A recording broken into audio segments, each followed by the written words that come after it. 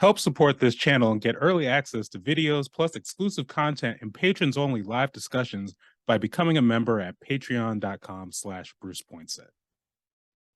Together for No Cops in Schools. This event, as you all know, was postponed due to the snowstorm. And it was part of a multi-day event, the Vanport Mosaic hosting, to look at the legacy of the Portland chapter of the Black Panther Party and the party in general, but also to see what efforts and initiatives are being engaged with today so that people can be more aware of them and participate. And specifically this year, Mr. Ford and I were thinking that we would look at points 7, 8, and 9 of the party's 10-point platform. And for those who might not be directly familiar with those, 7 reads, "We want an immediate end to police brutality and the murder of Black people." Number 8, we want freedom for all Black men held in federal, state, county, city, prisons, and jails. And number 9, we want all Black people, when brought to trial, to be tried in a court by a jury over their peer group or people from their Black communities, as defined by the Constitution of the United States. And we thought that points 7, 8, and 9 from 1966 were still super relevant today. And so now we have an event led by Bruce Poinsett, No Cops in Schools, No Police Money in Politics. And Bruce, I'm so glad that you are here, and I will introduce you and then we'll go from there. Bruce is a writer and a friend whose work is primarily based in the Portland metro area. He was a former reporter for the Scanner News Group, and his writing has also appeared in the Oregonian and Street Roots, Oregon Humanities, and Eater PDX, as well as projects such as the Mercatus, if I pronounce that correctly, Collective, and the Urban League of Portland's State of Black Oregon 2015. He hosts the YouTube series, The Blacktastic Adventures, a virtual exploration of Oregon's Black diaspora, and the Bruce Poinsett Show on 96.7 The Numbers FM, which is Portland's Black radio station. And Mr. Poinsett also works with Respond to Racism Lake Oswego, which is a grassroots anti-racism organization in his hometown of Lake Oswego, Oregon. So welcome, Bruce and friends. Yes, thank you, Damaris, for that great intro. And thank you all for being with us here tonight. Our program, No Cops in Schools, No Police Money in Politics, conversation with Danny Cage and Joy Elise Davis on the campaigns to both remove SRO or keep SROs out of Portland public schools specifically and remove SROs from Oregon schools in general, and to combat the outsized influence of the police lobby in Oregon politics. Quick housekeeping notes as far as the format. We're going to have a general conversation with my guests coming up shortly, and then we'll be opening up the conversation to audience Q&A a little bit later. I'll let you all know when you can start throwing your questions in the chat as we get closer to that point. So before I introduce my guests and just have them kind of sit there and be stared at, and my apologies for that, but it's all good. I just want to set the table a little bit, kind of bring things into context, because as Damaris pointed out, the points 7 through 9 specifically of one, we stand on the shoulders of so many, including the Black Panthers, and specifically in this case, the Portland Black Panthers and Mr. Ford. And points 7 through 9 of the 10-point program specifically deal with the police system and our justice system, or injustice system, as many would look at it. And right now that brings us into 2023, where the conversation around public safety, for being quite honest, is being led by fear and dictated and dominated by the police lobby. You look at go back to 2020 and these historic protests, which among other things put a national spotlight on brutality by Portland police. And you got a lot of statements, a lot of people saying they're listening to Black leaders, they want to work with the Black community, they want to get serious about justice. And while a lot of actions unfortunately didn't follow, one of the things that did come from that was the removal of SROs from Portland public schools, as well as some other districts who followed. In some cases, like I'd like to point out, like for example, students at Gresham School District really dragged their school district to follow, but nonetheless, we had those moments.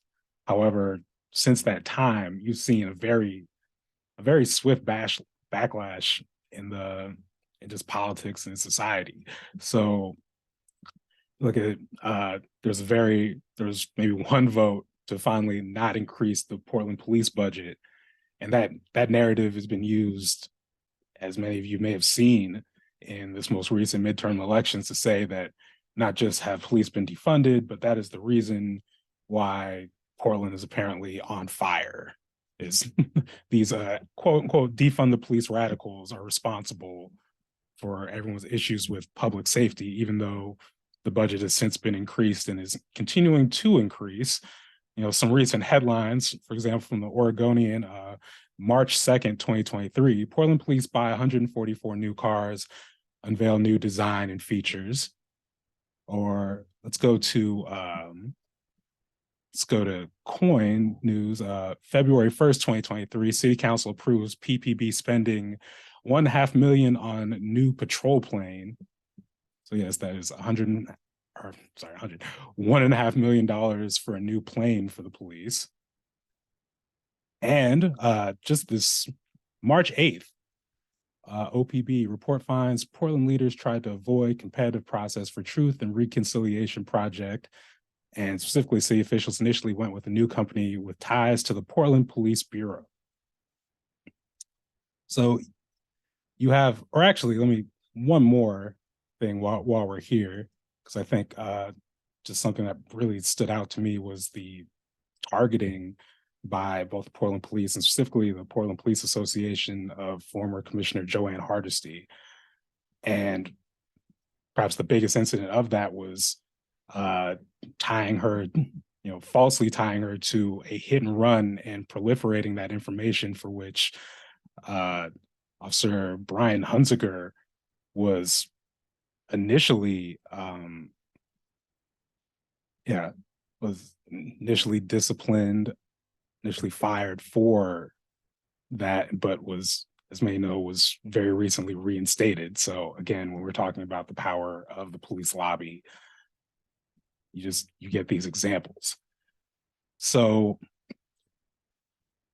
that brings us to the most, I think the thing that's been on a lot of people's minds, and I think especially gets to people's heartstrings when you talk about young people, with shootings outside of Jeff, Cleveland, and Franklin, which have been used to seize upon this need to try and bring SROs, which are student resource officers, which are armed police officers, for those who don't know, back to Portland public schools.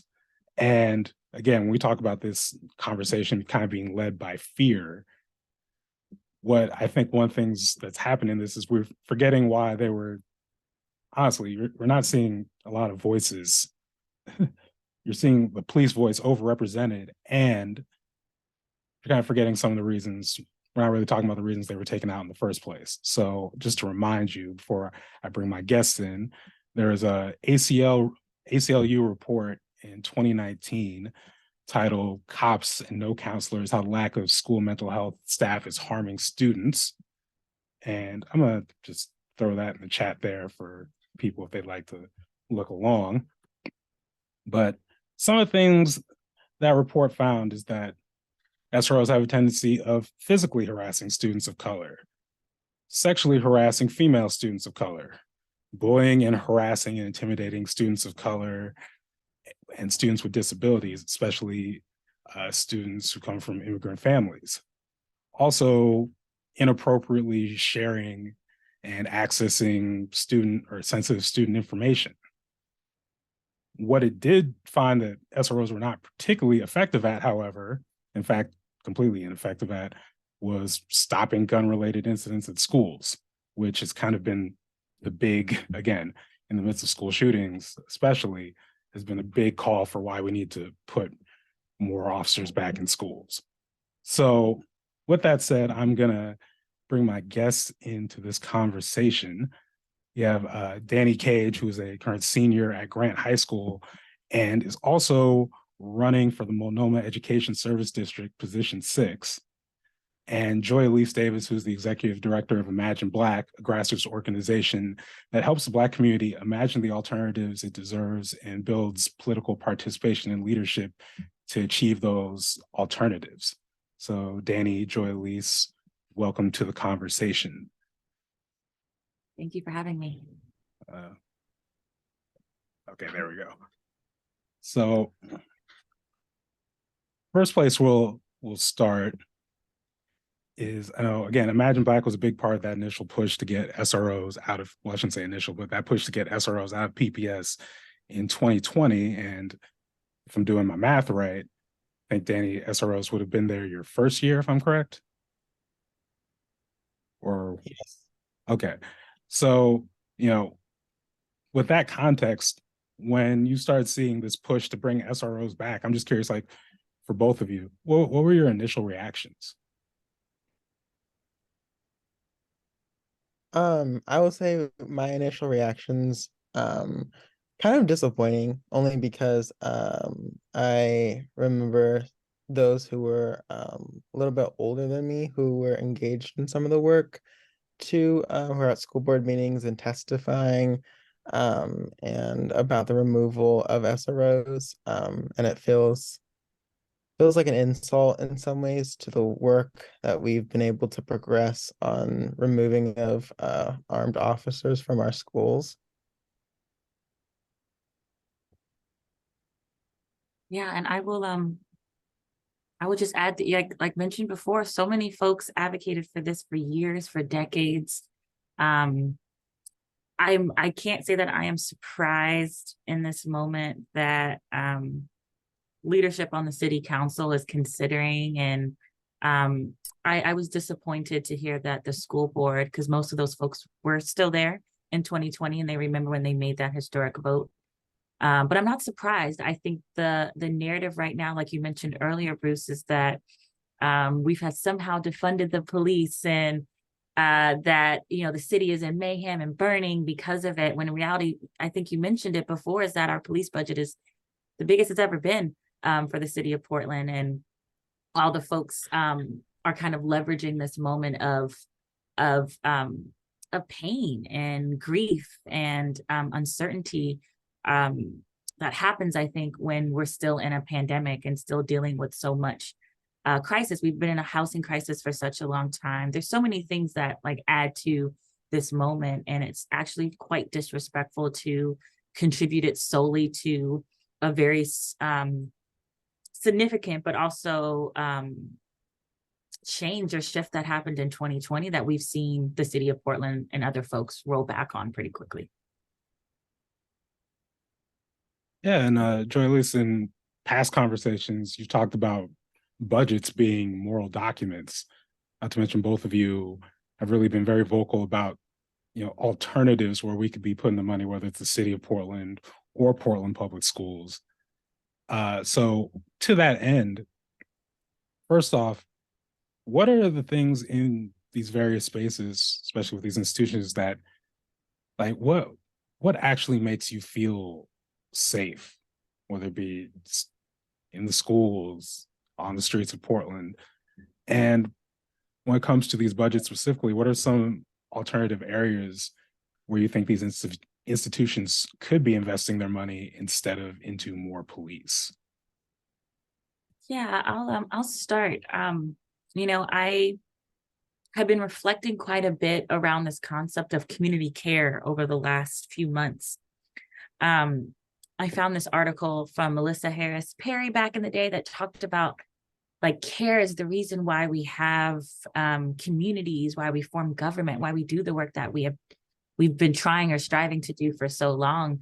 And when we look at the history of policing in this country, it wasn't built on community care. It was built on protecting white interests, white property.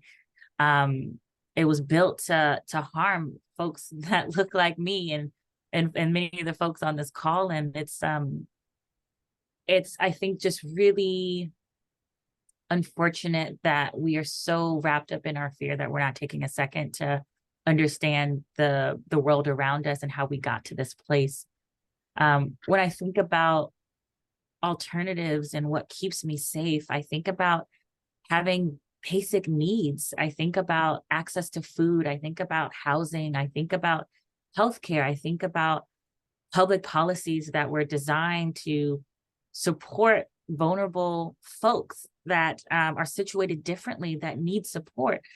I think a lot, if I'm quite honest, about my own like experience with policing and particularly thinking about like domestic violence. Like I grew up in a house that had quite a lot of domestic violence. My father is a retired cop, and you can imagine what happens when a police officer comes to the door after a domestic violence dispute and they find out that one of their own is there, that the energy changes, the posture changes. They check to see if you're alive, and then they kind of move on. And I keep thinking about how powerful would it have been if a counselor, a social worker, someone who actually cared about the community or cared about my family showed up and asked us how we were doing, gave us options, actually went through a different process that wasn't built on violence and wasn't kind of built on kind of this fraternal or this brotherhood that we often hear about when it comes to policing.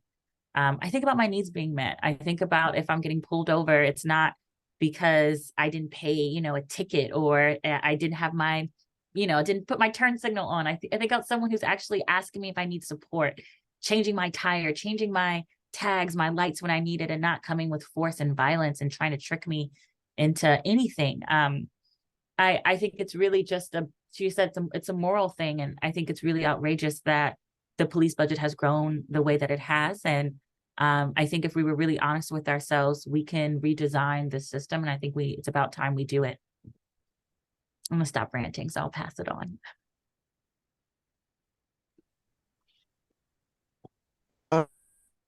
I'm so glad that you talked about care. It's actually one of my favorite books, The Care Manifesto. Not sponsored, no, just playing. But but I think a lot about resources in the context of not just students in our schools, but also in the context of what our communities are able to access. The school that I currently go to as of now has over 2,000 students in a school building, and there are less than 7 counselors. So you can imagine that needs are not getting met, especially during test weeks. Counselors are sometimes unavailable for up to 2 weeks, which is, I think, a real deficit to our society to not even have counselors available. Well, meanwhile, we're having a conversation about cops. So I think a lot about resources, not just for our students, but as well as our community members to be able to have. Yeah, and it's interesting you said that statistic of, you say 7 counselors? Yes. Yeah. Wow. And I imagine, again, just, you have students coming from a whole bunch of different experiences, so that probably doesn't even get into counselors being able to be, specialists when it comes to like identity and different perspectives, I imagine.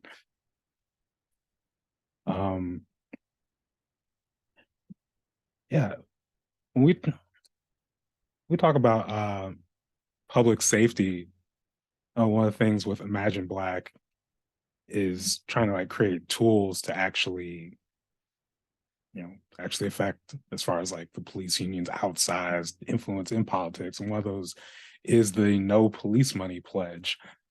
Joy Alise, would you mind kind of talking about like what is the No Police Money Pledge pledge. And, how does Imagine Black use it to really hold elected officials and candidates accountable? Yes, I would love to. So this is a project that we actually started dreaming up back in 2020.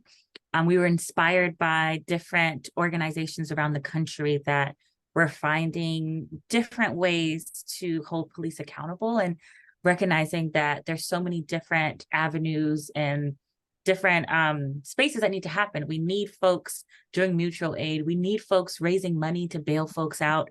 We need folks working with youth that are impacted. We need folks actually doing policy changes and getting involved in electoral justice to really make sure that we can hold folks accountable from a different lens.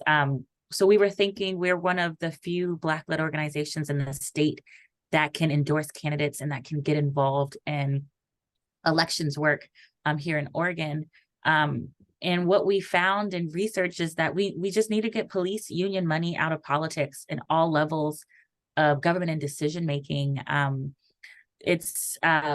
Unions are using their political campaign contributions to support certain candidates who align with their ideology. It's interesting. Prior to this last election, I'm thinking really seriously about like Washington County's district attorney race, the amount of money that police unions put into that race to make sure that someone who was friendly, so to, quote unquote, to police was just outrageous, to the point where, we were tracking and taking a look at police money from the last 10 years. And I just have not seen that much money flow to a single candidate from multiple unions in the same way. But what we're interested in doing is using different muscles to make sure that we can hold folks accountable. We're interested in shifting power and making sure that people actually have that power to elect folks and allow those elected officials to hold police accountable. It's much, difficult to do that when I'm not saying they're in their pockets, but it's hard to tell someone who gives you a lot of money that you don't agree with them. It's also really, I'm trying to think about comparing it to fossil fuels. I remember years ago, it was kind of unheard of. I'm not that old, but I remember when I was younger, it was unheard of to have folks talk about not taking money from fossil fuel industry. And now it's actually quite difficult. Most folks say with pride that they don't take money from that industry. I've seen folks around the country do the same with NRA, or trying to push and normalize this concept that we don't have to take their money, and you can be objective. I think some folks believe that if you are not taking police money, if you take this pledge, that you don't, want to work with cops. It's actually quite the opposite. We want you actually to use your power to flex that muscle, to actually do what you were elected to do. And you can't do that when you are backed by police interests. So what we're hoping to do is to get money out of police to support candidates and persuade them and elected officials to refuse to take those donations. And if they have, to give them back. We want to get them out of decision making so that we can hold them accountable. We want to ensure that candidates are able to do that work without influence, and that they feel empowered to do what we elected them to do. I put a link to our website. I would love for folks to take a look at it. We're hoping that in this upcoming race, we can, whether it's school board all the way up to county, up to, upcoming governor races, that we can get folks to actually take this pledge and take it seriously. Yeah, and if a politician signs it and then they just go back to taking police money, how does Imagine Black hold them accountable from there?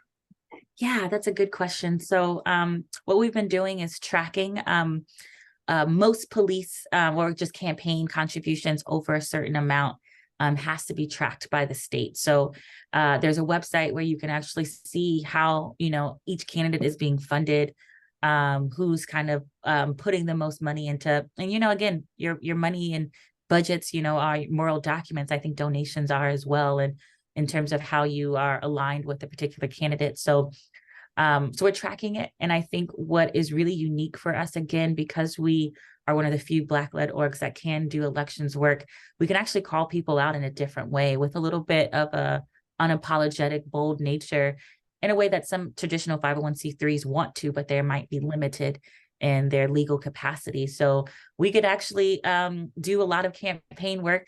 We can do media. We can put pressure. And I think the ultimate pressure is actually we can get them out of office.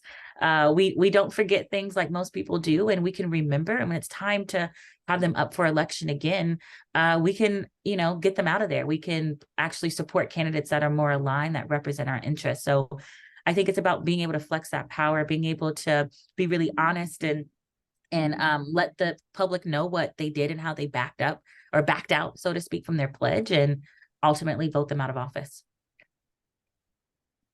Yeah, and I'm always struck.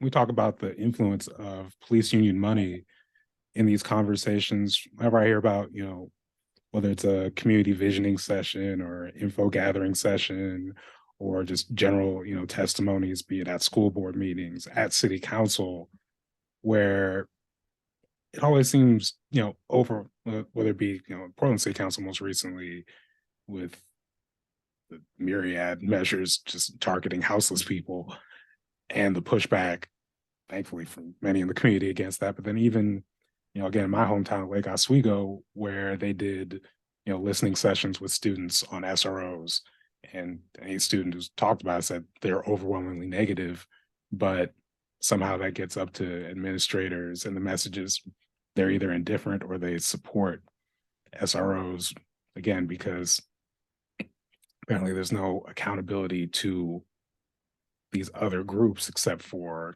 this police lobby and the pressure of the police lobby. So any tools to fix that kind of distortion, I think, are just really exciting opportunities. But speaking of public office, I did want to bring Danny into this conversation as a student currently running for school board in the Multnomah Education Service District. And one, I'm just curious, because you made the announcement very recently, how much things like this SRO decision especially affected that, but then also you just talk about the importance of having someone who's just kind of literally the opposite of removed from being a student in such a position.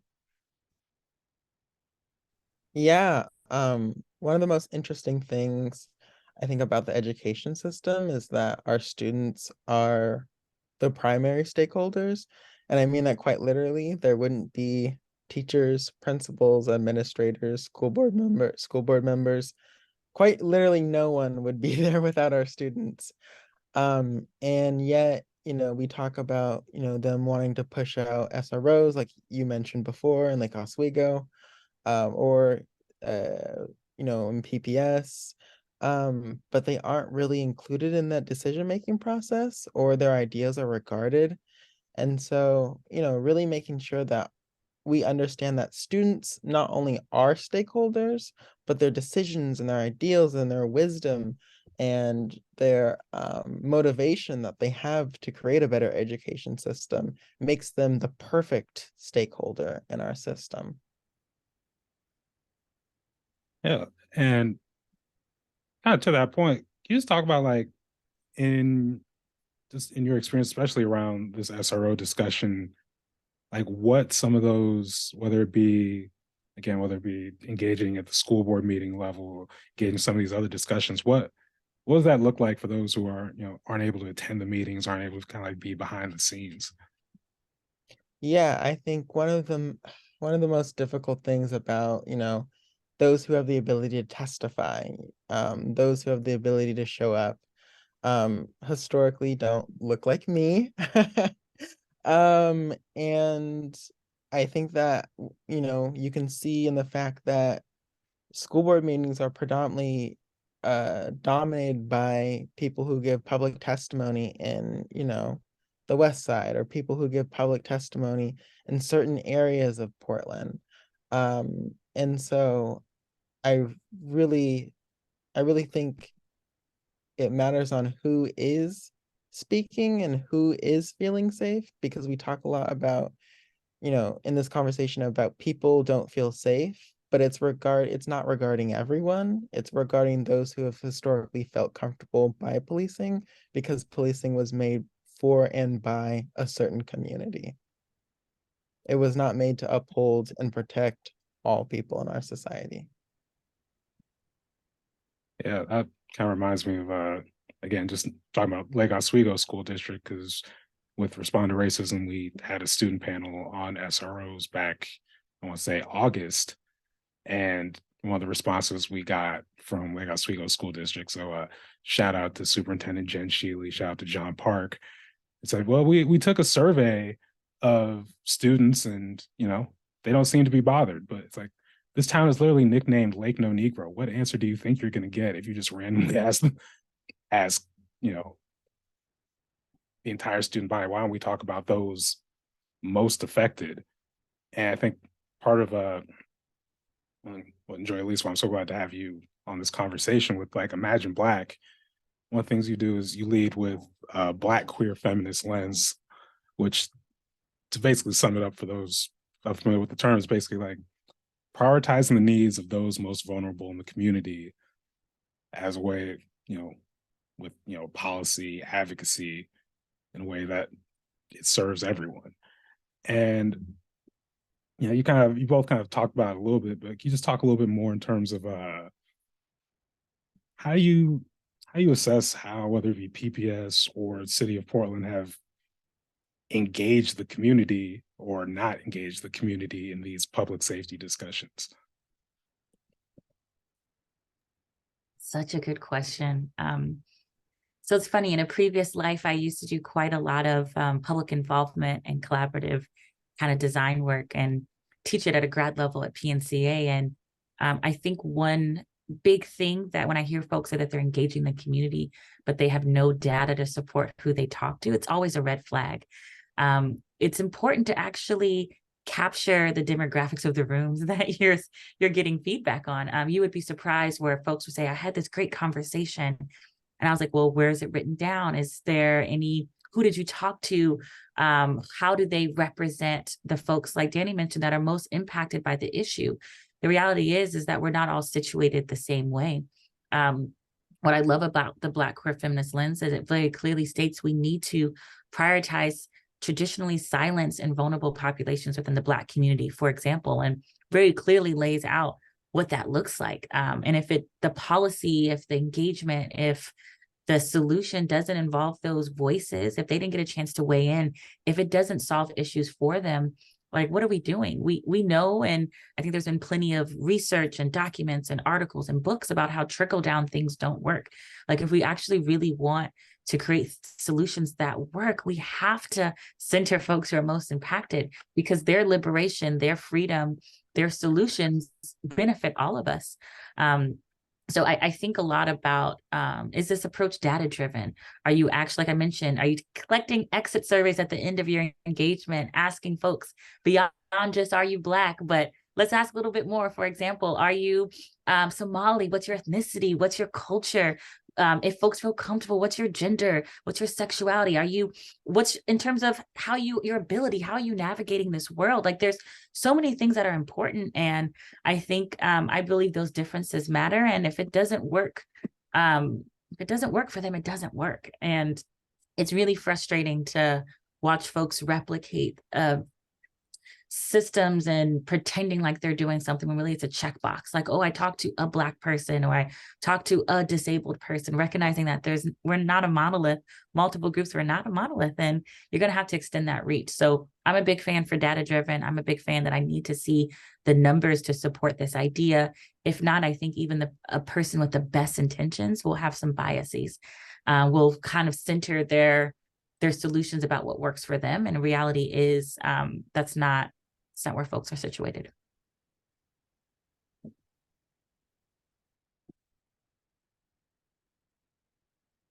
Yeah, Dan, I know you kind of talked a little bit about it before, but is there anything you'd like to add to that? I don't know. I think Joy said it best. Give me those receipts.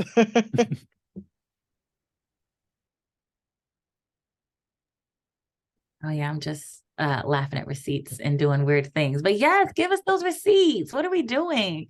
2023. We got the data. Stop playing. So, other part with this conversation, I alluded to it a little bit, talking about just some of the ads you saw running throughout the midterm elections, and again, it's just funny looking at defund the police radicals and kind of the fire brimstone stuff, but also knowing a lot of these people and being like, that you're scared of teachers and social workers, scared of just random community servants. That's the enemy. But yeah, you get basically, when you take these positions of even just saying, maybe the police budget is out of control, just maybe we don't need to increase it, you kind of get depicted as this this unserious person who you want the world to burn. You're basically the Joker. But yeah, I know, Joy, Alise, you kind of talked earlier about how you've kind of evolved on just the way you've looked at policing. And Dana, I was reading an interview you did with I believe OPB, talking about how your mom was actually a survivor of the Thurston shooting. These aren't, we're not talking about abstract disconnect, or these abstract concepts, or you being super disconnected. It's very personal things for you both. Yeah, but just to start with, Joy, Alise, can you just kind of talk about how you've kind of evolved over the years on this? Because I feel like a lot of people think you need to be at the final destination when it comes to these issues. Yeah, such a good question. I learn, I'm a person who learns through community. I grow through community. I'm held accountable by community, even beyond this role at Imagine Black. Yeah, you have to learn. And I think as an organization, years prior, we pushed a lot of reforms, and we've seen situations where time and time again, those reforms don't work. Very often we're putting more money into trying to fix something that, if we're honest with ourselves, any other bureau, any other office, industry would have changed. We can't, there's some things that we can't reform our way out of, and that we actually need to hold ourselves accountable to being big, to dreaming bigger. I know we're really smart people. We can create a better system that we have currently. Someone dreamt this up. Someone designed this. A group of people designed this. And I think we have way more people power to think and put to noodle on, to think about how to make it better. But yeah, 2020, I think changed us like a lot of folks. We took a look at our community. We listened. We followed organizations that we're in deep community with. We're a member of the Movement for Black Lives, and we joined the coalition at the tail end of 2020. And what we learned is that it doesn't work. I think, and you're right, when people say that, people hear that we're an abolitionist organization or that we're an abolitionist, they assume that's anarchy. They assume that we're so obsessed with burning everything down, when in reality, we're actually really interested in building anew. I think that very often we forget that new things are created every day by a lot of people who are interested in doing different things. But I'm interested in, what would it look like if we, like I mentioned before, if when a domestic violence case, we actually have counselors show up. If I have a flat tire, if I've got to get my tags renewed, that someone helps me to do that work. If I'm in mental health crisis, that someone doesn't come with violence. And I think when I have conversations with folks who are in a state of fear and nervous, I ask them if they can tell me a little bit more about, after this situation happened, did the police prevent it or did they come afterwards? And the reality is the police come afterwards. They don't always prevent, like media and TV shows and whatever the little crime scene shows will tell you. They don't do that work. They're not all detectives. And the reality is they come after the crime has happened or the harm has happened, and they often bring more violence and harm.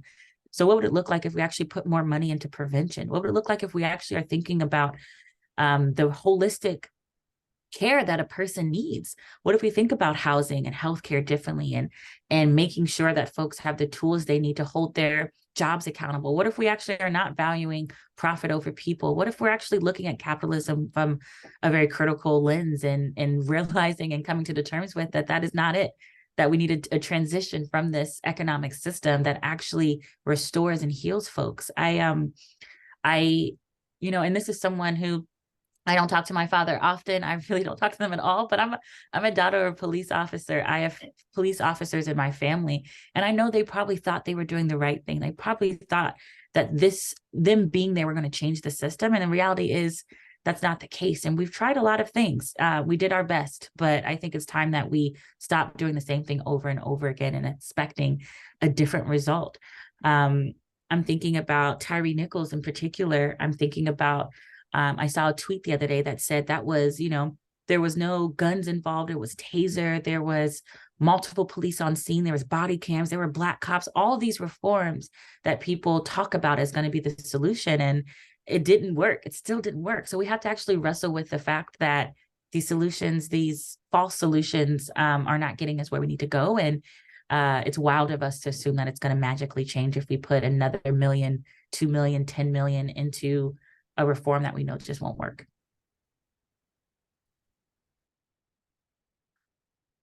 Yeah, Dan, I want to invite you in on one, just in talking about, again, having your mother kind of survive thirst, and if that, colors how you approach the situation at all.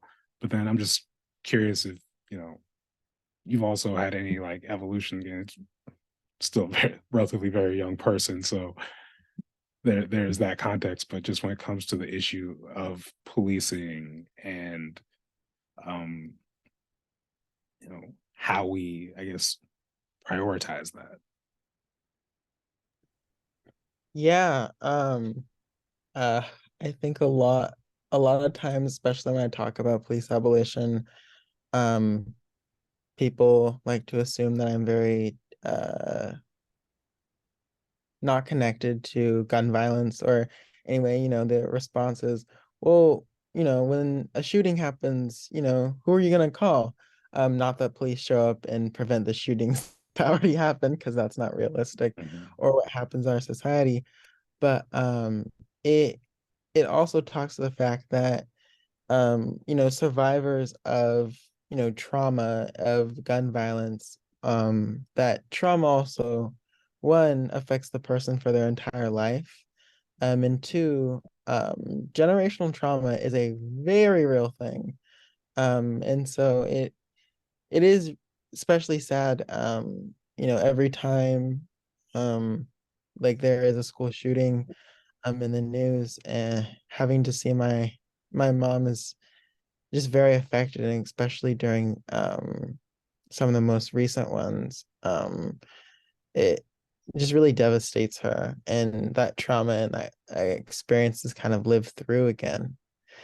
And now we live in an age where mass shootings are so common. We're having people who survived not only one mass shooting, but there's a news articles that came out that people are surviving more than one mass shooting in their lifetime, which is absolutely terrible. And so all to say is that this also just goes beyond of how people are affected, and how that trauma also trickles into our communities. And that means that we also need to deal with it that way, right? If someone is affected by trauma, we need to have resources, not just for the direct individual, but the direct family members of them as well. Yeah. And I'd be remiss if, we've talked a lot about specifically this issue with SROs and safety around shootings, but even, when I've had kind of conversations about, why it's important to get SROs out of schools, or how does SROs have a disproportionate effect, or not disproportionate, but disproportionate negative effect on Black and Brown students and students with disabilities in particular. The other thing I also hear is, but what about all the drugs? And someone asked me the other day, like, I see Euphoria, I see all this stuff, and I graduated in 2007 for anyone watching this, so I'm decent amount removed from high school, but also still, I don't know, I don't feel like as shocked, just for those out there, by shows like Euphoria or anything. It's just like the things change, but it's really kind of the same. But that's another story in itself. But again, to that point about the police arrive afterwards, even then, like we've been talking about the new Jim Crow for years. So even when we look at policies like that, what's going to happen if, you know, you say, well, there's a drug problem in schools, and we're going to end up disproportionately attacking Black and brown students, students with disabilities for that. So that can't be the answer either. But we have another question before we open it up to the audience. So I want to encourage people to, you know, if you want to start throwing questions into the chat, we're going to try and get to as many as possible. Before we do that, though, I just want to ask you, well, Joy, Alise, Danny, as far as obviously generally like how people can get involved, but I know like one of the big things with these campaigns is kind of like that, you know, that really not so glamorous groundwork, but it's very important, whether it be things like testifying, you know, writing officials, calling officials, canvassing. And I know that work can be pretty intimidating for a lot of people. So are there any like words of advice, right, just encouragement you can give to people as far as like just demystifying that process? Yeah, I would love to start it off. I think folks don't always know how important what we call it as field work, which is like door knocking and phone banking, is to a campaign, whether that it's a candidate campaign or an issue campaign.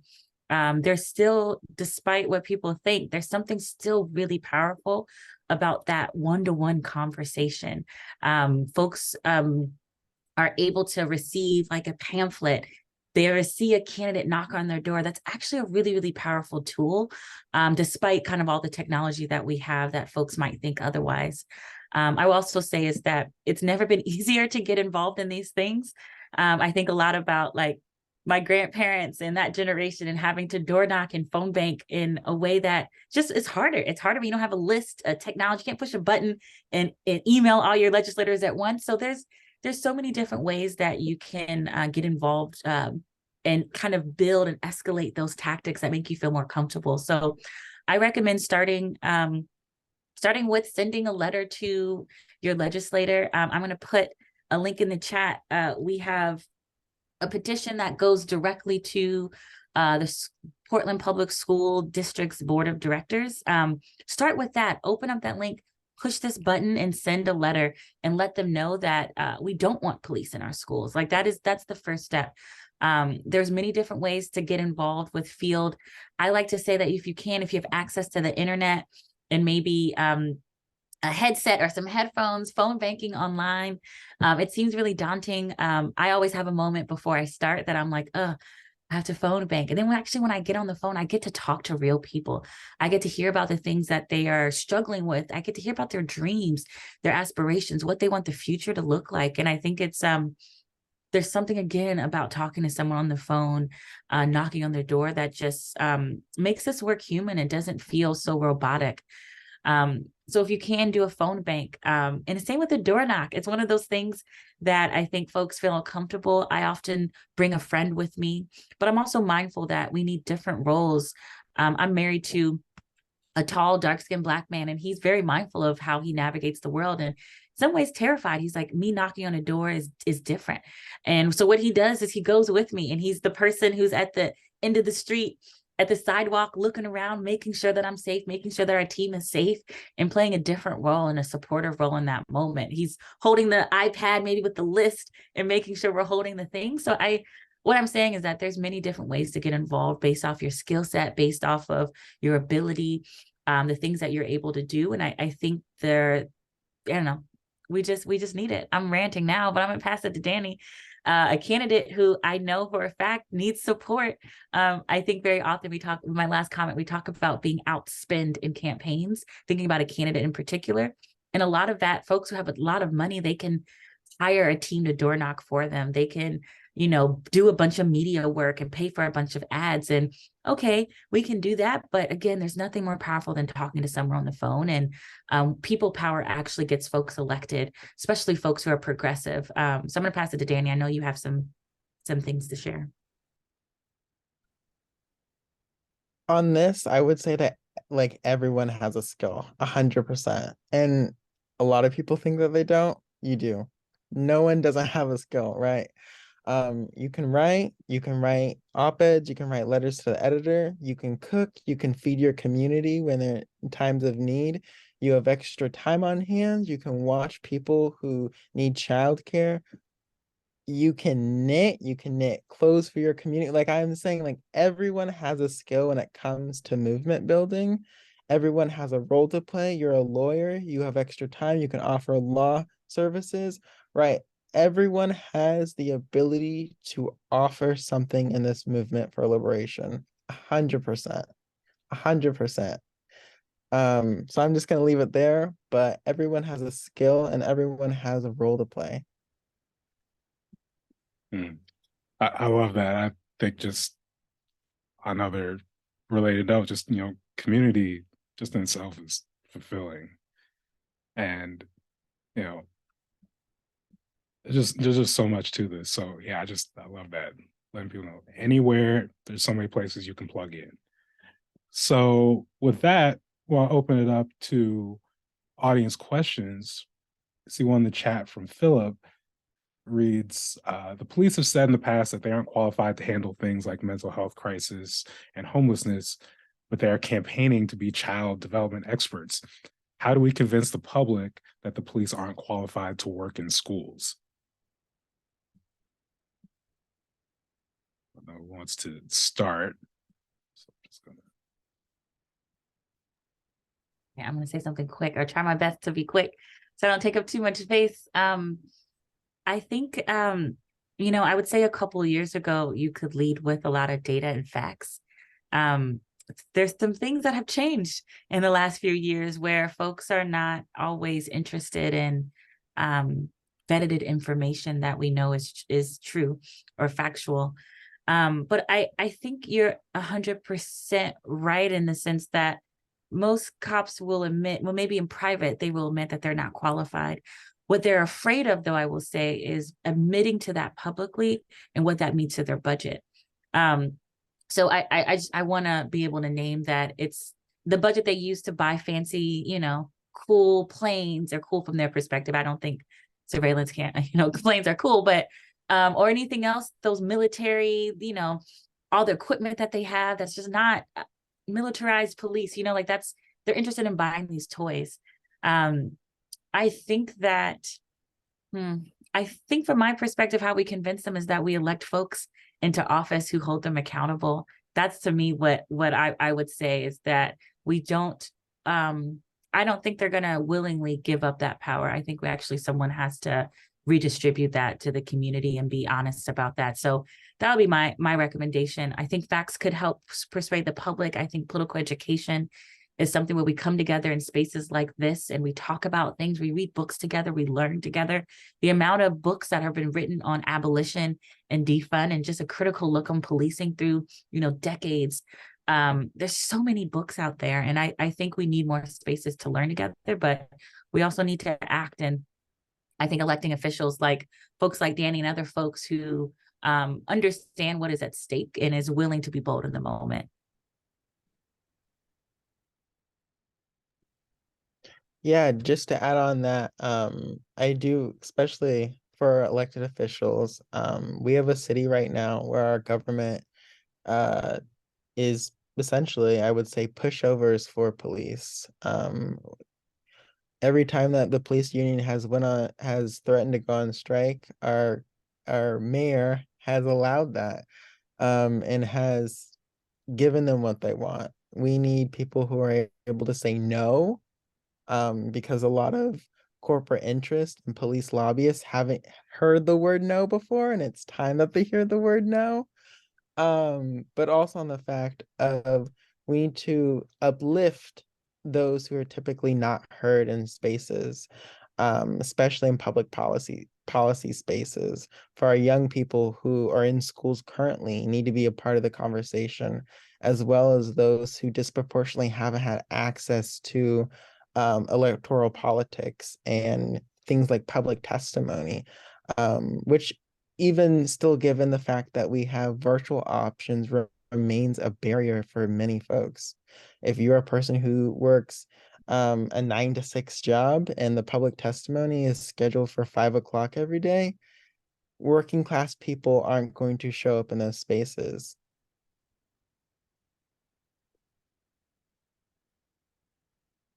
And so, yeah, we're opening it up. If people have questions, please throw them in chat. I can read some comments while we're waiting, but we have a from Sarah. Thank you so much for hosting and sharing the space with us. The best of luck to you, Danny. You have our support. Yeah, from joining us here about there's a link to the No Police Money pledge. So again, I want to share that with your elected officials, as well as a recent op-ed from Imagine Black on opposing the new reinstatement of the new or reinstating SROs. And we have from Teresa, thank you for this crucial conversation. Thank you for joining us, Teresa. Damaris, yes, trying the same thing over and over and expecting different results. As we've heard so many times, so the definition of insanity. Yeah, so do we have more questions? Oh, here's a good comment from Sorrel. There should be multiple students on every board, even if they have to be ex officio for legal reasons. I'll just editorialize and say, yes, absolutely. Not sure if Joy, Alise, or Danny, you want to comment, just add to that comment, but I do think it's the lack of student voices, the lack of alumni voices in so many of these conversations is glaring and unnecessary. So yeah, I'm not sure if y'all want to add to that at all. I wrote a recent piece in the Oregonian titled "Let Oregon's Youth Lead," that was talking about the need for young people in public government, the way that more representational government expands for better democracy and gives us access to better governance. Young people right now are not represented in elected positions as well as appointed positions. In my position alone, I was one of the first young people to ever be in the governor's office in an appointed position. And it really shouldn't be that way. We're advising on, critical issues to our communities, critical issues to education, to foster care, to school safety, to data analyzing, and everything in between, and resources like that. And there are no young people at the table. So when those resources and those dollars and those data come out, it's who is it going to leave behind? It's going to leave behind young people because they were not involved in the decision-making process or even consulted.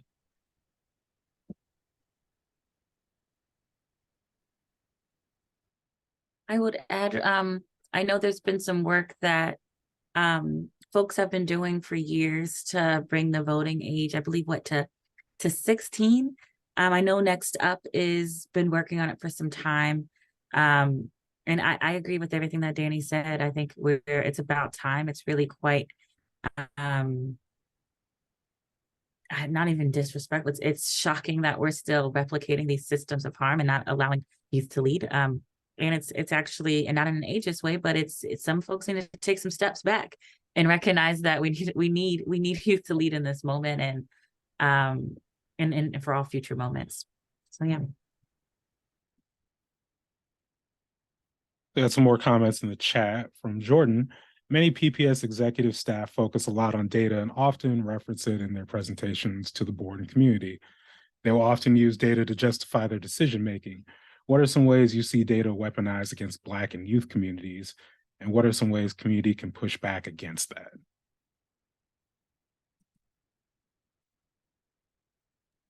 I can start us off on this one. So, I know Jordan and others have so many examples of ways that data has weaponized folks who are most vulnerable, impacted frontline communities. I want to do the latter of your part first, of ways we can push against it. There's this thing called a participatory action research. It's this concept that you actually hire, empower, folks who are, what is the users, the target audience, folks who are impacted most by this data, to actually be the ones to collect it and analyze it. That alone is just so, so powerful. Of course, there's other considerations. You need to pay them. This is not a volunteer job. This is actually this is professional development, whatever you need to call it. Folks need to be paid to do this work. But what we've seen when folks who are actually doing this is that the data is better. I've been in so many conversations where someone could write on a Post-it note and you might not understand the nuance or the tone associated with the thing that they said. And you could categorize it in your data system as something positive, and for sure that wasn't. So some of it is, the reality is that different cultural groups communicate very differently. Folks have different ways. I mean, in the Black community, you can say, I can hiss my teeth or do like one of those, and that can mean like 30,000 different ways, depending on the context of the conversation. Most folks don't know what that means. So the reality is we need these research teams to reflect the communities that we are researching, that we are serving. Again, when you have these kind of reports, but there's no data that they included with it, like transparency is key. You don't have to share personal information of who said what, but I at least should have a dashboard that is public on your website, PPS, where I can actually say, okay, there is a response. Someone said this. Let's actually click it. Let's actually see where they're from. Let's actually see, are they on the west side or they're the east side? What's their ethnicity? What are the information that they willingly shared with us? Again, without contributing to an individual person, but we have the individual data. So I think there's some sophistication that I have seen. I have not seen, let's reflect that, but that I have not seen in Oregon and other states do when it comes to their data. They are not holding their researchers or their contractors accountable. And we all know that folks can manipulate data without, they can manipulate data. If you are only taking notes or having meetings with folks that you know are agreeing with you or that look like you, there's bias. Even with the best intentions, there's bias. And I think there is a way that we can have folks be a part of the process. So to me, it's transparency in people.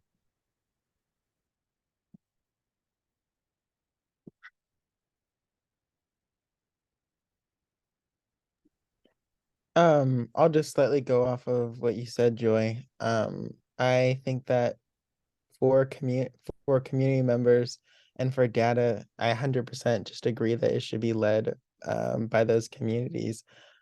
We have something happening right now in the Oregon Health Authority with COVID tracking, which we found that COVID tracking was actually more effective when it was done by communities versus when it was done by researchers, which a lot of people were shocked by, but not really. And so in the, that's one example that shows that, someone could call someone up to tell them to report it versus us going and paying someone from a building who has no connection to that community to try to go and call up someone that they don't know to play telephone. In my opinion, we are knowledge keepers of our community and know our community best. Mm-hmm. So I have next question from Damaris said, does anyone know what year police began in Portland Public Schools? Is actually just scrolling through looking for this as we were talking just now. I'm not sure if Danny, Joy, you know. But too long ago. Nice. Another comment from Zora. Joy, data and data access is often held by certain people and excluding impacted communities. Do you have any examples of which sources you trust or have been helpful to you? I'm a little bit biased, and I also recognize some of my privilege that I prefer to, read reports that are created by community-based organizations that work with folks directly. I said I was biased because there's a project that we did that was released in 2017, which feels so long ago now, but still a good project where we actually worked with folks. We were able to listen, called the People's Plan, and We talked to nearly 500 Black folks, mostly in East Multnomah County, around what their vision for a thriving Black community would look like.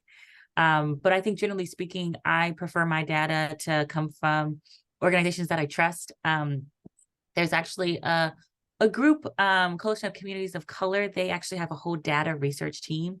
I am really big fans of that team. Like, there are some really good folks who know how to push back actually when government partners try to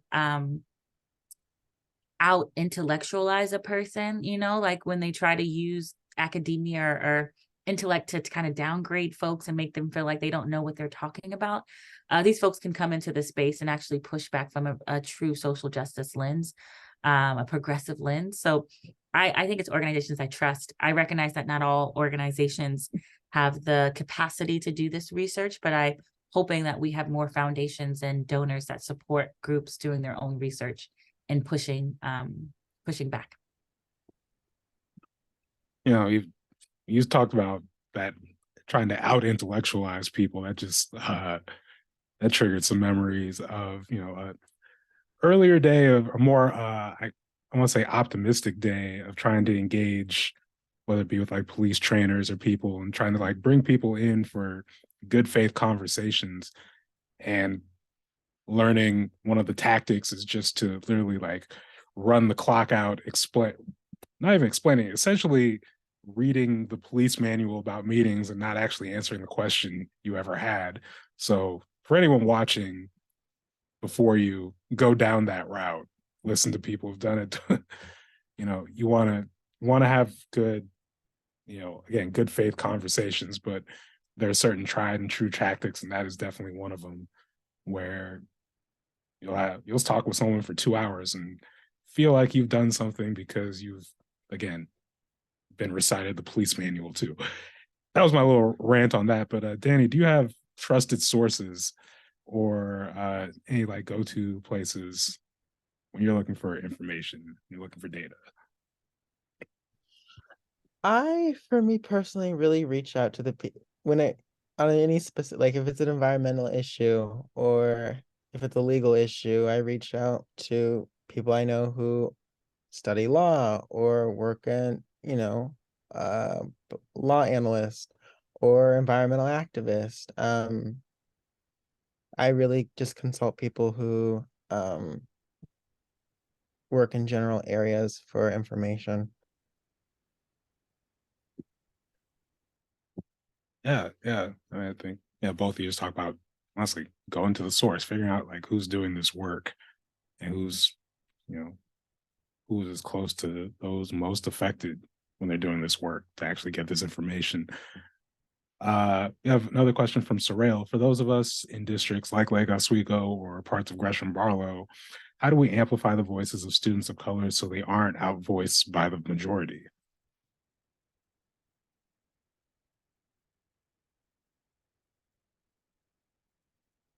Anyone like take a stab at that? I was actually going to try to refer to Danny with all respect. If you have anything to add, I similar Bruce. I also graduated in 2007. That's exciting. But it's been some time, so I prefer students of color to tell me how to support them. So if you feel comfortable, Danny, I'll pass it to you.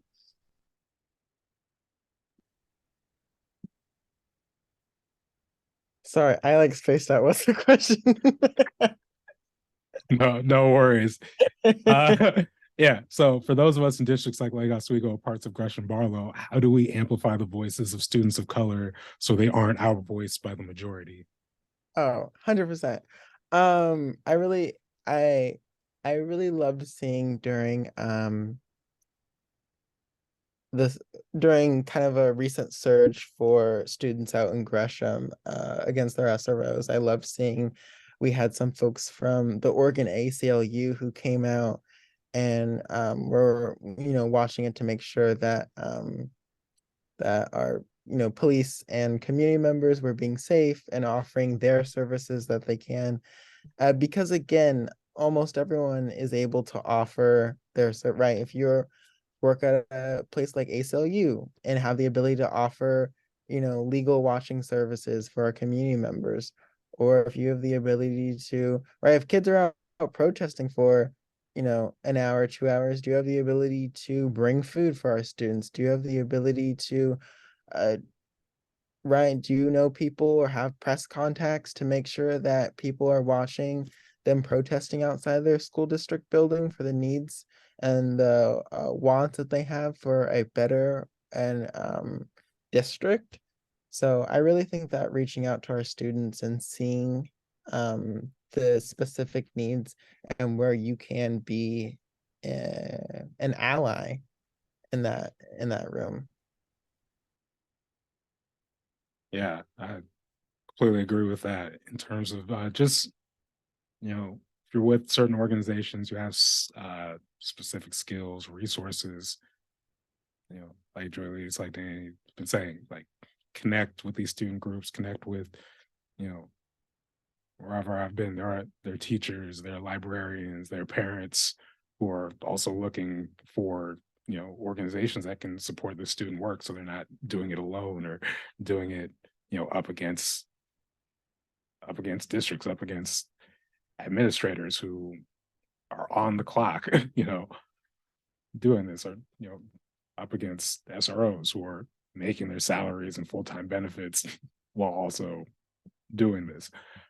And yeah, just add even our own experience with Respond to Racism LO, we've tried to a few ways to try and do that, whether it be having a monthly student column in the town newspaper, the Lake Oswego Review. We're trying to highlight, the voices of current and, recently graduated students of color, and trying to like have these special places or creating things like that, whether it be, through these sources with established media organizations, or whether it even be, on our own online social media pages, or having, hosting, for an organization that hosts events, host community meetings, having more student panels, having more, just having these opportunities wherever you can find them. And then, like you were saying before, sometimes it's not even necessarily like, doing like videos or interviews or media, but just, I love when you talk about just like coming and feeding people, coming and just doing these things we take for granted, but makes so much of a difference. Like that, again, it's kind of like it gets that larger point about just the community you build through this work, but it's just so important. So we have another question from Cynthia. Are there specific schools / admins within PPS that are pushing back on SROs?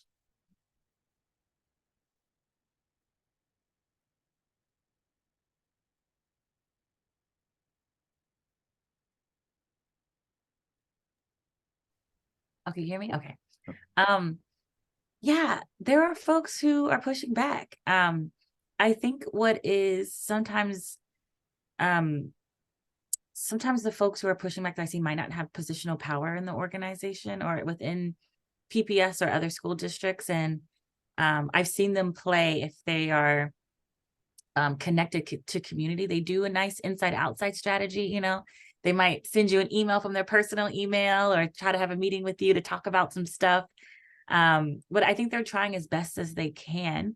But I think their reality is that some of them don't have the power to be able to make those decisions, or they are mindful of their vulnerabilities within the school district. I think that's important, but I've definitely had some private conversations with a few folks who are definitely in support of not having SROs. Technically, the superintendent said that in a press release that they're not entertaining the idea. However, we know we've seen some things, and we've seen some focus groups that can help me kind of make that assumption and know that that's not fully true. But I think some folks are trying their best. And what we really need is folks on the school board, folks with power like the superintendent, the deputy superintendent, and others to be able to step up and really do what they said they're going to do.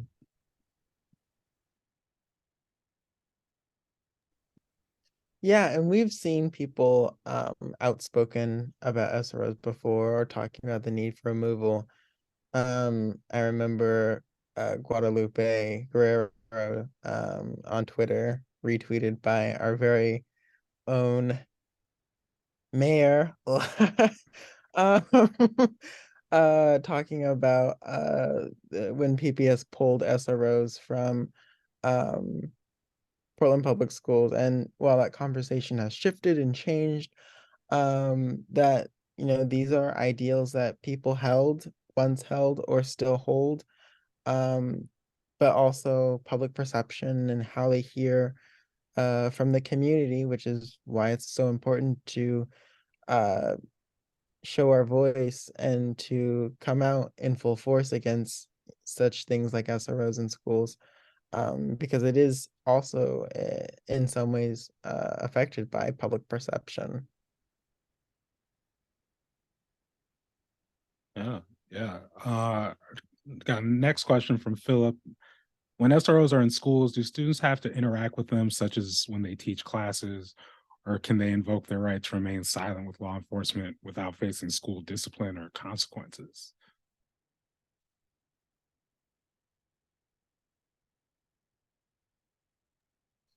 So I will say, and then I'll pass it. Oh, maybe Danny, go first. I mean,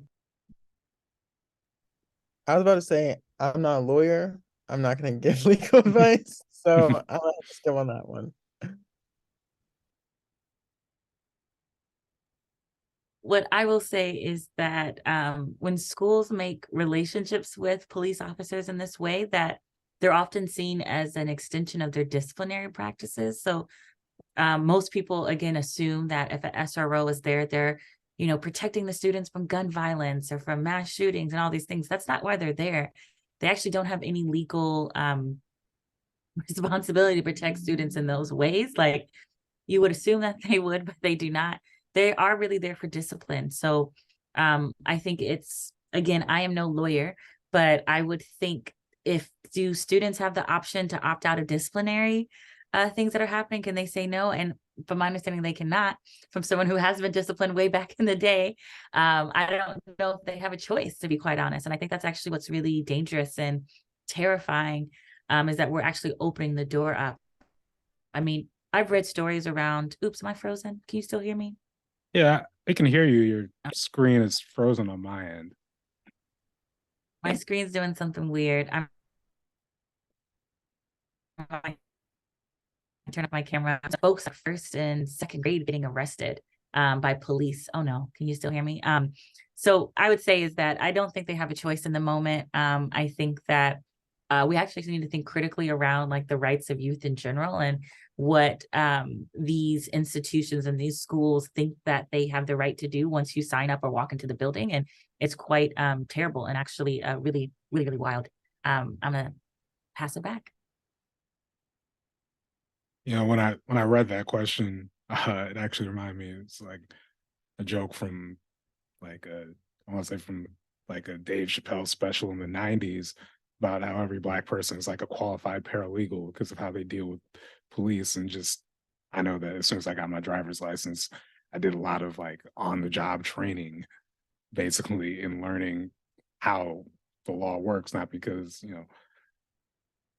I mean, there's a lot of discussions about things we don't teach in school, and when you learn that, oh, they can pull me over for not signaling 100 feet within a stop sign on a winding road. That's just the thing that can happen. Okay, but then you gotta like learn accordingly. So yeah, I mean, I don't know. Sounds like things aren't much different in schools, but I could definitely imagine if you're a young person engaging, kind of like Joy Elise was pointing to, like you're a young person engaging with an armed, uniformed officer, you are more than likely have no idea, what rights you have or don't have, and the power dynamic, even if you do know your rights, can be manipulated. Let's see. We have another question from Zora. It was mentioned that fear is driving the ask for SROs. What alternative solutions have been have been proposed, and how can they be more amplified as alternatives?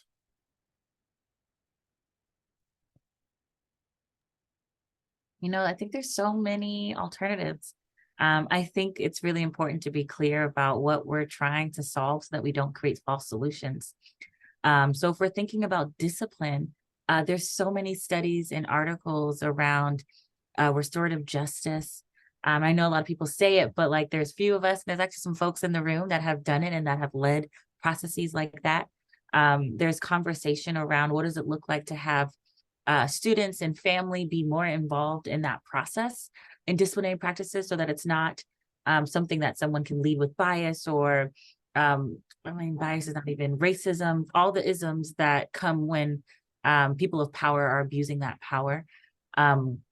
There's also conversations around like healing and alternatives to suspension. As someone who was suspended quite a bit and got a lot of detentions, I know that didn't actually help and actually help move the work forward and help change me as a person. And I think there's so many ways that we can think about how folks can learn through community and heal through community. I think if we're trying to look at the issue of like gun violence, I think it's really important, like I mentioned before, to think about what are the things that prevent gun violence. There's many articles and experts in this space that have been working for decades, for years around this. And overwhelmingly, most of the things that I've read have talked about actually it's not escalating, it's not coming with violence.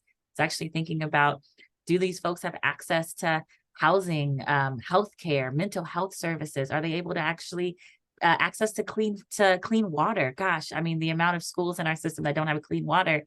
Are they there access to things like heat and electricity? As someone who grew up where very often we didn't have access to heat and electricity and to heat, like there are some basic rights, things that folks need. And that is actually how we prevent. I hate always comparing to rich neighborhoods, but I know you mentioned earlier, Bruce, around like drugs and things. You know, these rich neighborhoods, they do a lot of drugs. They do a lot of these things. What happens is that they have the support systems in place to say like, oh, well, this is just them having a bad moment, or they have healing centers, or they're able to go to retreats to actually deal with what's going on. They have therapists, they have access to food and housing. They have, most importantly, I think they have people who are advocating for them that this is not the worst thing they've ever done, and that they don't need to be punished for their lives because of a mistake or because of trying to find some happiness and joy in their life. So I think, again, I hate comparing to those systems because I think I think it does us a disservice to try to constantly compare ourselves to rich white places. And I think the liberation that I seek is also liberation from that. That's not my idea of liberation. But I do think it's something to be said about how other folks have been able to navigate. And I do believe in my soul that if we actually spend more of these resources towards preventative care that are wraparound services that help folks thrive. I mean, I just learned that Multnomah County has a program that's about to, hopefully will get funding for their second year, where they gave $500, payments a month to 100 like mothers. That's how we start doing some basic income. We start helping folks who are in need. I can talk all day, but I'm gonna pass it on. Yeah, I'm gonna go slightly back to what Joy had commented in the chat. I mention this case a lot because we talk a lot about police protecting us, and this is one of a few cases. But police actually don't have any legal requirement to protect us. A lot of people are shocked to find that out. So much so that the police actually sued over that all the way to the Supreme Court. That the saying to protect and serve is nothing more than just a saying, and there is no legal requirement of it. And I think that puts things really in perspective when we talk about safety.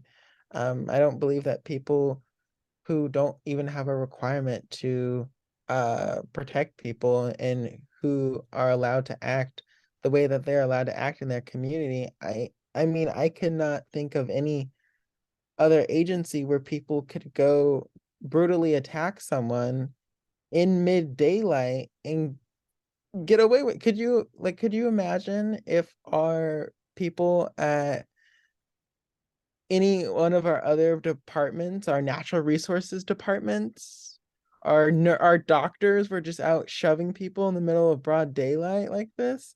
It would be unacceptable. But we have normalized this from this certain particular agency. And I don't believe that that can be put in the same space where we having our most vulnerable people, which is our youth, our most vulnerable people, which is our students, in the same space. And just for those watching this later, that K-Stain is referencing is DeShaney versus Winnebago County Department of Social Services. So yeah, go look that up. That's wild.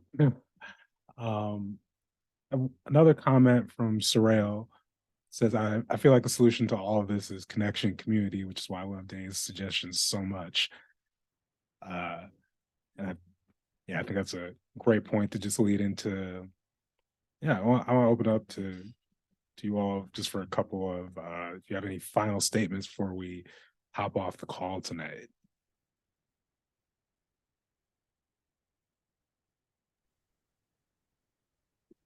I'm just so happy to have gotten a chance to have this conversation with amazing people.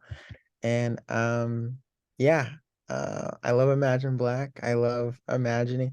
I identify as as a dreamer. I like to tell people that I dream. And people are like, "Oh, like how do you get your ideas as an organizer?" It's like I be looking at my wall, thinking, I be reading, and that's how I'm like, oh, what if we did this differently? What if we imagined it, or what if we dreamt it up a different way? So my blue wall is where the action happens. But I'm just so happy to have this conversation.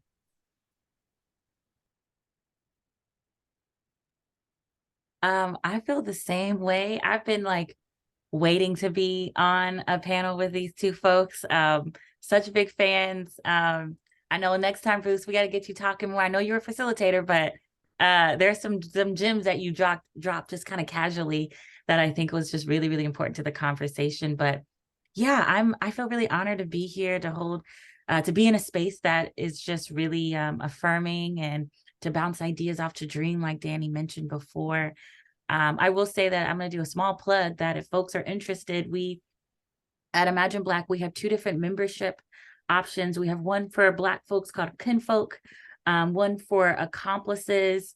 We're really interested in folks who are not interested in being allies. Accomplices actually put their bodies at times, their ideas, they're actually doing more. They're actually putting in work to actually move us closer to liberation. And I'm going to put a link in the chat. Would love to have some Black folks and some non-Black folks join us in this work. It takes many hands, like mentioned earlier, that Danny said, to do this, whether you are a lawyer, you're an artist, you're a musician. There's so many roles for us, and would love to find some opportunities to build with the folks on the call. So, and thank you, Bruce, for hosting, and Vanport for having us.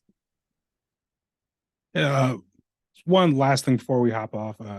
Another person does amazing community work, Amber Boydston, organization Spirit of Justice. In the chat here, I just wanted to let Amber on just say a few words of thanks before we head off for the night.